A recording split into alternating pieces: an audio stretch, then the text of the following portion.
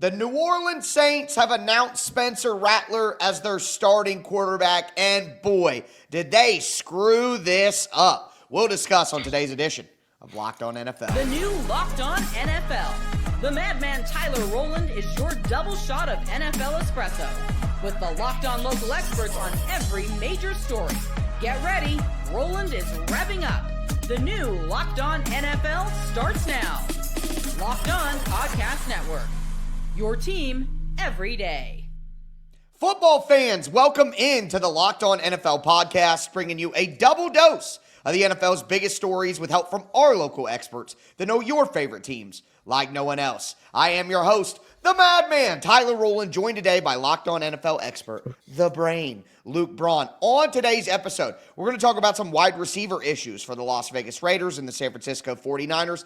Talk about how Trey Hendrickson lost big to the Cincinnati Bengals and their new contract extension. But we'll start with the Saints absolutely screwing up their quarterback situation. Before we get into it, though, I do want to thank you for making Locked On NFL your first listen and for being an everydayer here with us at the Locked On Podcast Network, where it's your team every day. Today's episode is brought to you by FanDuel. Football season is right around the corner. Make sure that you visit the FanDuel app today and start planning your bets now.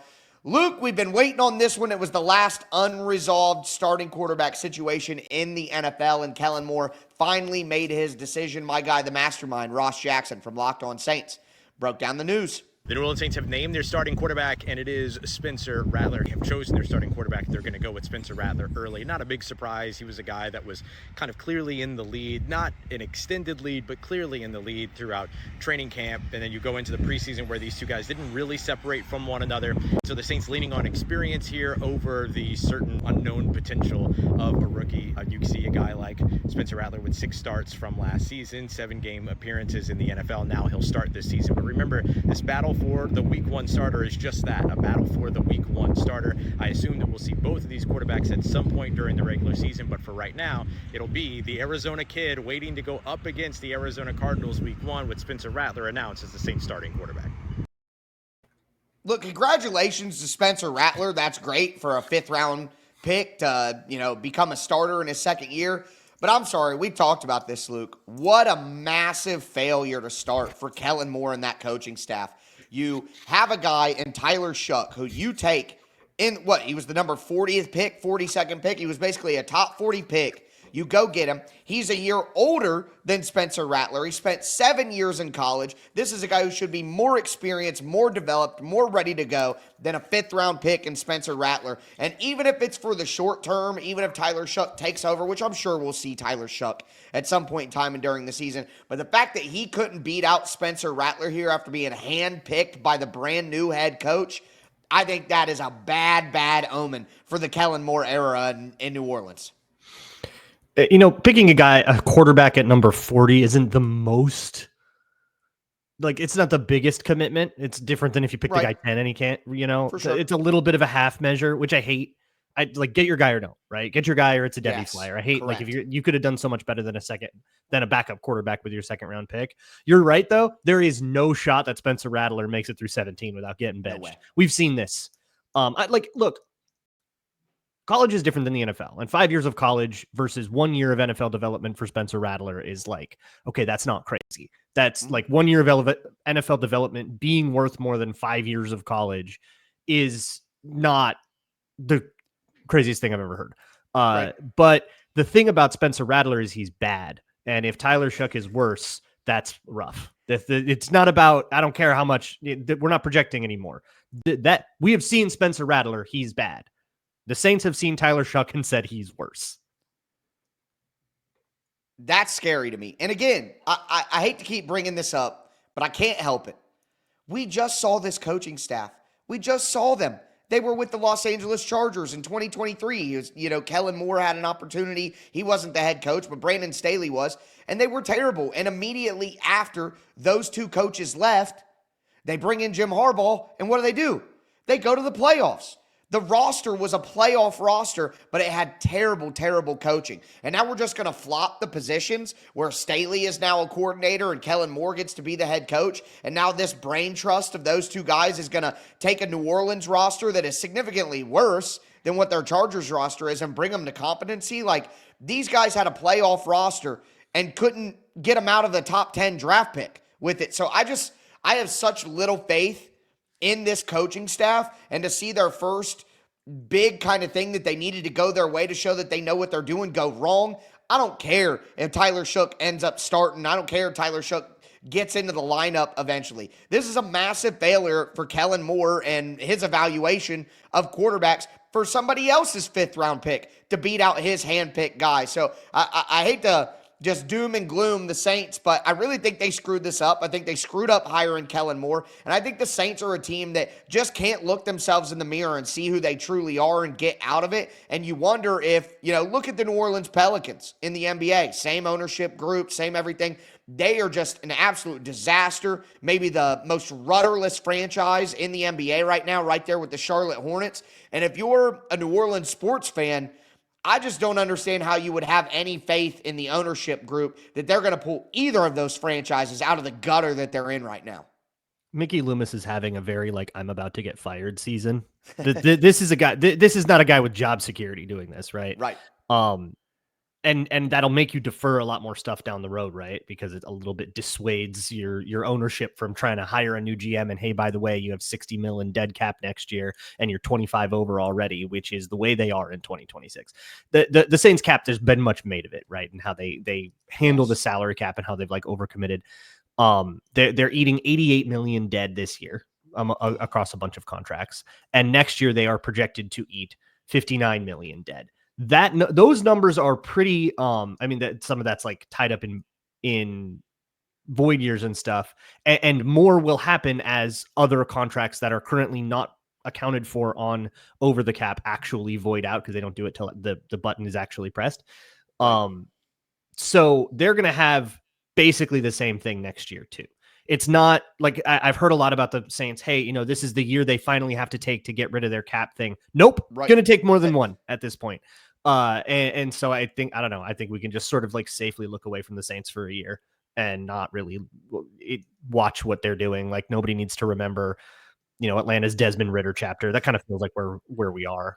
Yes, 100%. It's funny. I always get Spencer Rattler and Desmond Ridder mixed up in my head because I feel like they're such similar guys. You know what I mean? That every time I go to say Spencer Rattler, I always almost say Desmond Ridder, and that's what I was thinking about. That's what this reminds me of. You know what I mean? It's a guy that you want to pop in, and then once they get in, it's just not going to be good enough. Now, here's the thing for New Orleans, and it could make the Tyler Shough pick look even dumber.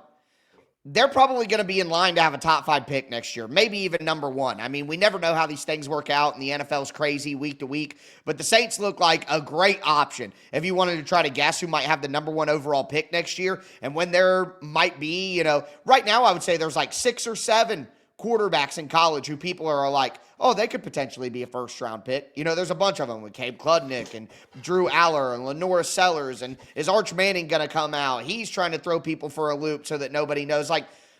The Saints could fall backwards into their quarterback of the future, but it would make the Tyler Shough pick a complete waste. But as you said before, pick number 40 isn't too much of a commitment where they couldn't pivot off that and take a quarterback in the top 5. Can you call it on purpose if you suck really bad for 2 years and your whole organization gets fired?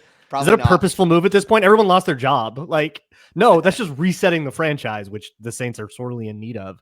I think it needs to be time for Mickey Loomis. The Deshaun Vele for the 4th rounder trade. It's time. It's over, man. I think it's time for the Saints to move on to their next chapter. Yeah, and bad on you, Sean Payton. We all see what you did there. That's where I don't blame Sean Payton. If there's a guy in your fantasy league takes advantage of the new guy. I know, but it's his old mates, man. It's his old mates. How can he do it? This isn't volunteering at the community center, all right? This is dog eat dog. If somebody's going to take your idiot deal, you make them do that. And you know what? I say this as somebody, here's something that Sean Payton has done in the past. He traded an entire day 3 of a draft for Adam Troutman once, okay? He gets to. He gets to make these weird deals. If someone's going to say yes to it, don't apologize. If anything, make them apologize. They're the ones that are idiots. There's your advice. Well, everybody knows historically I'm a little too nice and Luke can be a little crass. So no surprise there with that analysis. But with that being said, if you want me to go to negative town, I am ready because Trey Hendrickson looks like a big freaking loser after bending the knee to the Cincinnati Bengals. Today's episode is presented by Yahoo Fantasy. The NFL season is right around the corner and you can feel the buzz. Fantasy football season is here. Everyone's researching, drafting, building their championship squads. If you haven't joined a league yet, now's the time, and it's all happening on Yahoo Fantasy. This year, I'm going to be playing fantasy football on Yahoo Fantasy, and you should too, whether you're a first-timer or a veteran creating your millionth league. Yahoo Fantasy is loaded with fun ways to compete and brand new features. With the season kickoff set for September 4th, now is the time to start playing Yahoo Fantasy Football. Again, so many different ways to play. You want to play with your friends? Try the new Draft with Friends mode. You want to play the classics? Get a crew together and play head-to-head in a private league. And they have the brand new Yahoo Fantasy Guillotine League mode where the lowest scoring team gets eliminated each week until there's one team left standing. The NFL season kickoff is, again, September the 4th, so don't wait. Start your league now. Draft now at yahoofantasy.com/lockedonnfl. That's yahoofantasy.com/lockedonnfl. All right, Luke, let's continue today's edition of Locked On NFL. We talked about the New Orleans Saints announcing their starting quarterback on Tuesday, and we think they probably screwed that one up. But now I want to move to another screw up. And I think Trey Hendrickson completely botched this entire situation now that we're looking at what he actually got. And what I want to do is I want to kind of lay out why I think this is so bad for Trey Hendrickson. So he held out all offseason because he wanted guaranteed money in the future. Not just this year. He wanted more guaranteed money in the future. He just came off 2 17.5 sack seasons, led the NFL in sacks last year. He deserves to be paid up there with the big dogs. And we saw Max Crosby and Myles Garrett both get $40 million a year extensions. TJ Watt as well. Like a lot of the big-time edge rushers have been paid. So it stands to reason that the guy who led the NFL in sacks last year would either A, get that sort of money per year, or again, be able to get some security into the future. Well, Trey Hendrickson did neither of those things. He got a raise up to $30 million a year, which is not anywhere close to the top of the market, and he got no guaranteed money into the future. Luke, tell me why Trey Hendrickson didn't absolutely get smoked by the Bengals in this interaction. No, I think you're super right.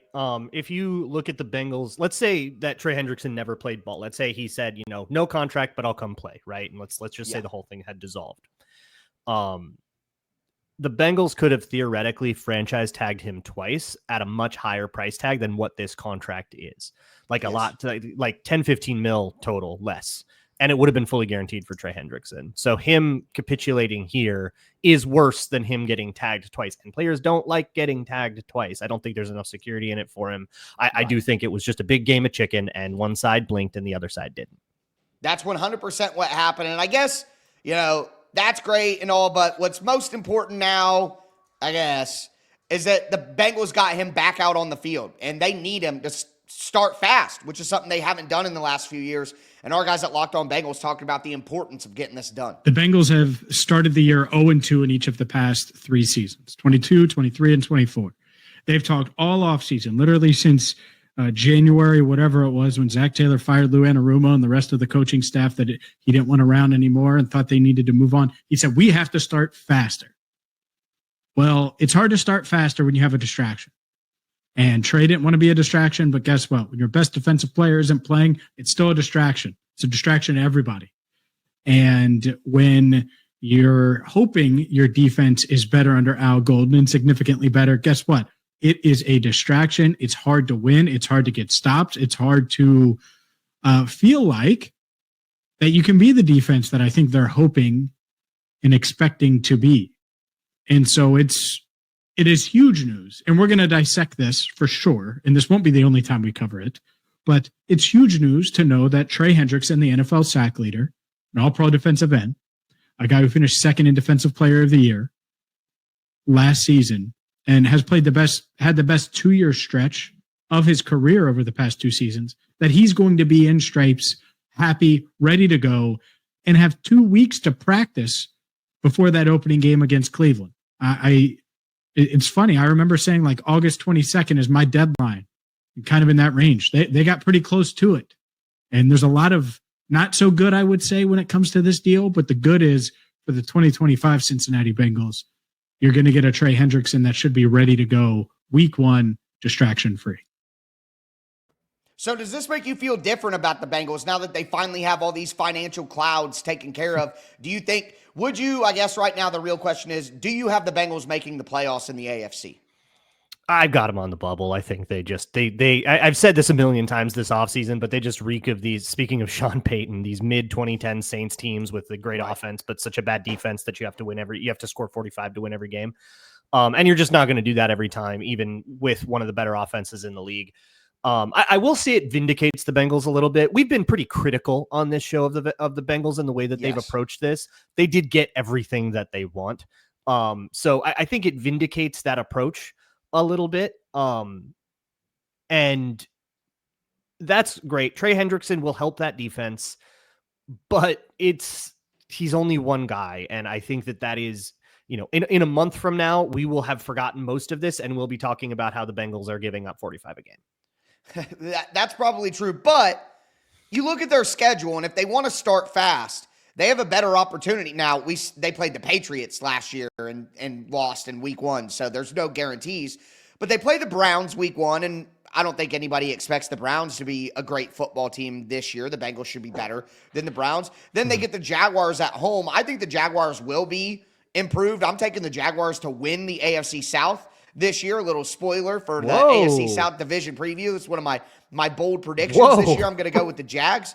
But I think the Bengals could win that game, and then they get the Vikings in week 3. And, Luke, I know that's the team that you cover, and, you have your own thoughts on the Vikings. For beating up the Vikings defense. Yeah, that's a matchup I'm really afraid of.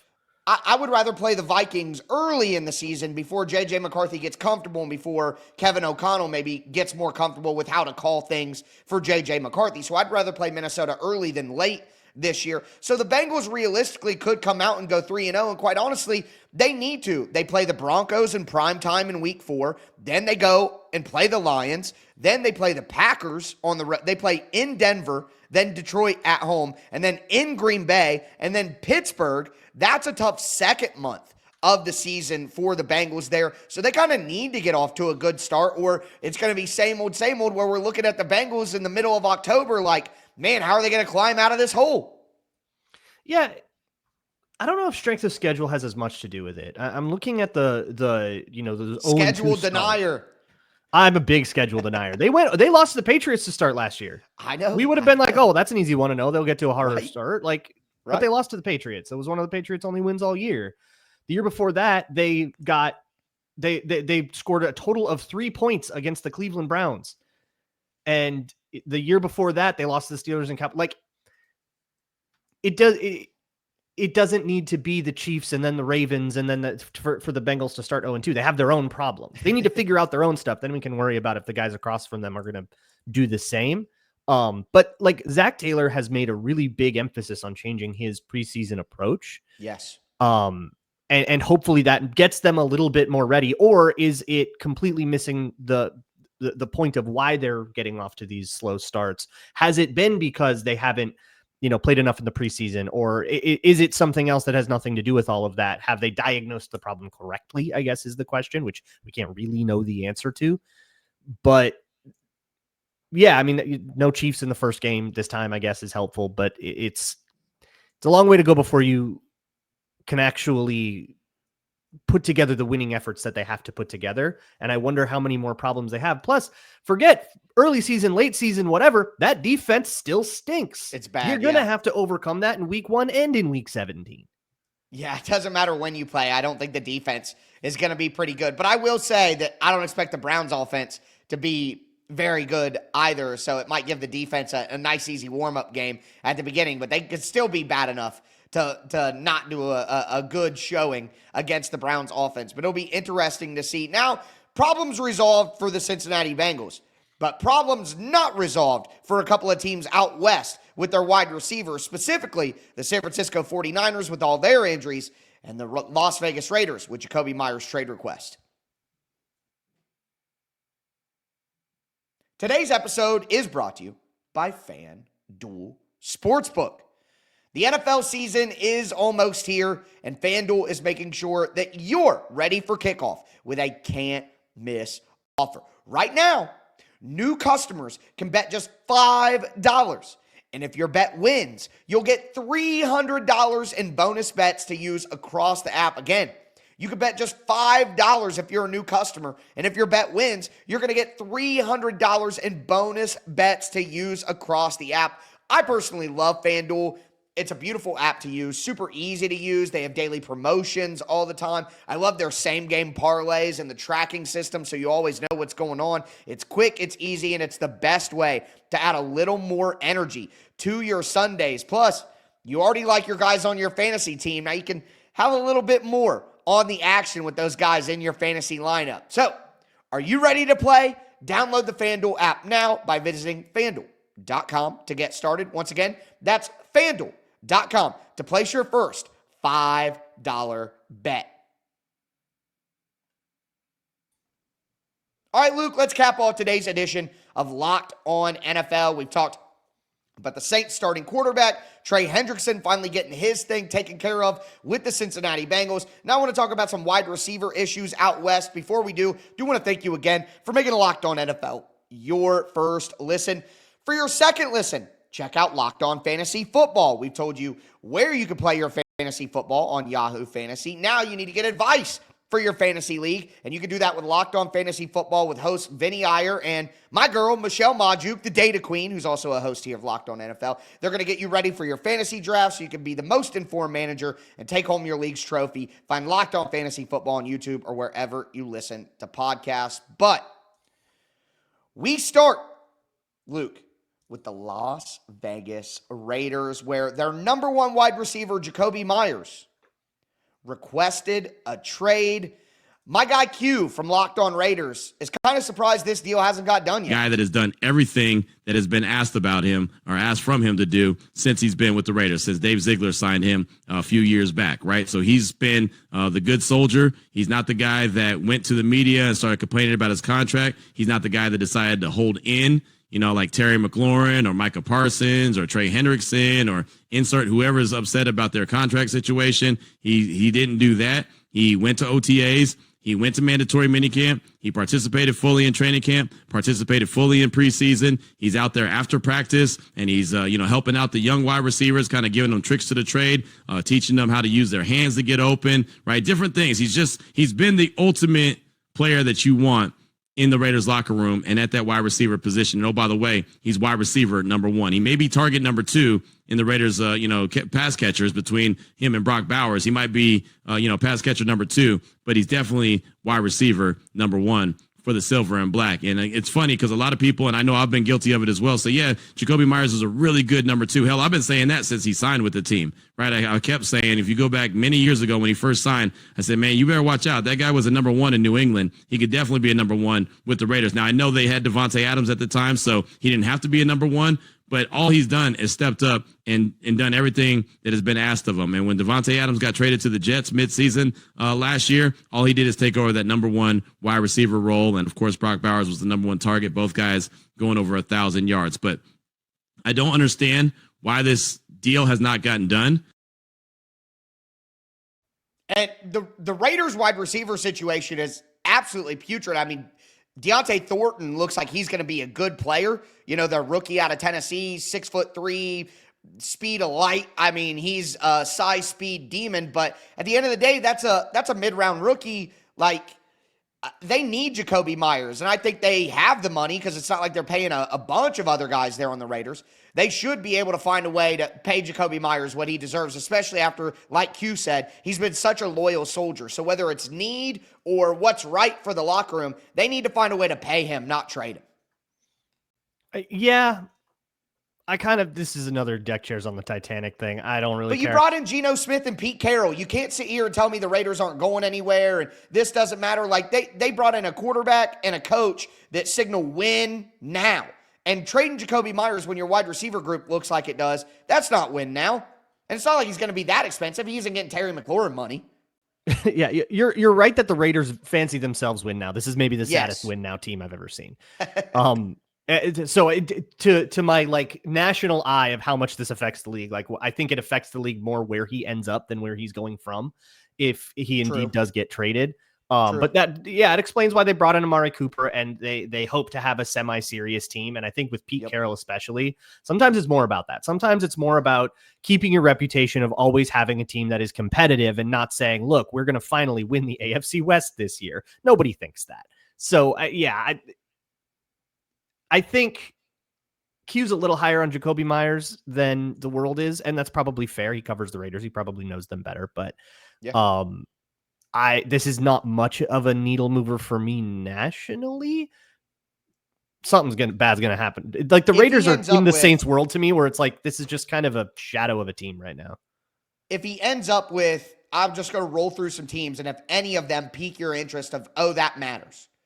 What if he ends up with the Steelers as their number 2? What about the Jets as their number 2? What about the Titans as a number 2 for a young team like Cam Ward? What about the San Francisco 49ers, who are decimated at wide receiver right now? Does any of that move the needle? I think in ascending order, I think the Titans, the 49ers, I think the Packers could use that big time. They're really excited. Peter Bukowski's really excited about Matthew Golden, and everybody else is like on the verge of getting cut. I think having somebody else besides a first-round rookie that's had a good camp would be huge. I think I start caring about Jacoby Myers a lot more than I do right now on the Raiders, but it's mostly about me not really respecting the Raiders. They'll have a great 7 to 8 win season because Pete Carroll loves to squeeze that out of Geno Smith. But I just don't really see them being fully competitive in the AFC West. This is an in the hunt team to me, whether it's Amari Cooper or Jacoby Myers lining up at X. Yeah. Well, hey, we know the truth. Their number 1 wide receiver is Brock Bowers. So that's what really matters. Just throw it to Brock Bowers. That's so true. Give it to Ashton Genty. Repeat. But one of the teams be like a hard-nosed run team. Cool. And they're like in the middle of a rebuild. I don't need it to be the Raiders don't need to be the like in their window right now. They're in the middle of reconstructing things after like a decade of decay. It's okay, but I mean both the Saints and the Raiders are just recovering from having Derek Carr. It takes time. I get it. the Derek Garbage hate. I love that. But with that in mind, do have to talk about a team that I mentioned as one of the teams that could make sense for Jacoby Myers, and that's the San Francisco 49ers. And I want to throw it back to a clip from Locked On 49ers from over the summer. And if you start to make a list of other teams, wide receiver or pass catching groups, I think it makes you appreciate more what the 49ers have to offer as pass catchers. Yeah, the 49ers have legitimately 3 all-pros to catch passes and potentially other guys that could become that, depending on what happens with, say, Ricky Pearsall, too. So, it's a star-studded group that the 49ers have. Yeah, it used to be a star-studded group. I mean, obviously, you still have Kittle and you have Christian McCaffrey in there, and maybe Ricky Pearsall ascends, but Juwan Jennings is still in the middle of a holdout and saying that he's hurt. Brandon Ayuk, now we know he's not going to be back for around 6 weeks. Jordan Watkins is banged up. Russell Gage, cut. Jacob Cowing, hamstring issue. They trade for Sky Moore. Like, they don't have any wide receivers in San Francisco. That's why I kind of mentioned them as an option for Jacoby Myers. Do you think that San Francisco needs to make a move for the beginning of the season to help Brock Purdy? And are you as worried about their wide receiver group as I am? I'm worried in the short term. I guess I don't know the full extent of those injuries and how far those. I think once you have like Juwan Jennings and Brandon Ayuk back, and I actually think Ricky Pearsall showed enough, you can feel good. Okay, there's a 3. You can feel all right about that. Plus, with Kittle and McCaffrey, you're not leaning on those guys as much as like a true 11 personnel team would. So it's fine. But as those guys are injured, I do think you need a better stopgap than like Sky Moore. Yeah, I think you need to do something there. They're going to have to rely a lot more on Ricky Pearsall. And hey, maybe he's taken that second year leap. Maybe he's going to be their guy and he's going to be the breakout player of the year. And and we're all going to go, oh, wow, this was all fine. And we just didn't know it yet because, we haven't been able to see everything the 49ers have been able to see. Maybe. But I think if he is still young, learning, if you're still on a patient development track with him, which would also be completely fine, then yeah, I think you want to find some kind of acquisition. Go get somebody exciting off of waivers or make a trade. I just think we look at the 49ers, and I know they didn't have a great year last year, but they are a true win-now team. So I think at the beginning of the season, they're just putting themselves in a really tight spot. And when you're needing even more out of Brock Purdy this year than you've had before, I think you're just kind of setting him up for failure early on. And if they start slow, the feelings from last year could kind of creep in, and then who knows what happens from there. But fair enough, if they get healthy, if they can survive the beginning of the season, you're right. On paper, if everyone's healthy, they do have a good enough group. It's just about surviving until they can get there. But with that in mind, that is going to do it for today's edition of Locked On NFL. I am your host, the Madman, Tyler Rowland, for my co-host, the Brain, Luke Braun. As we tell you every single episode, thanks for tuning in and stay safe out there.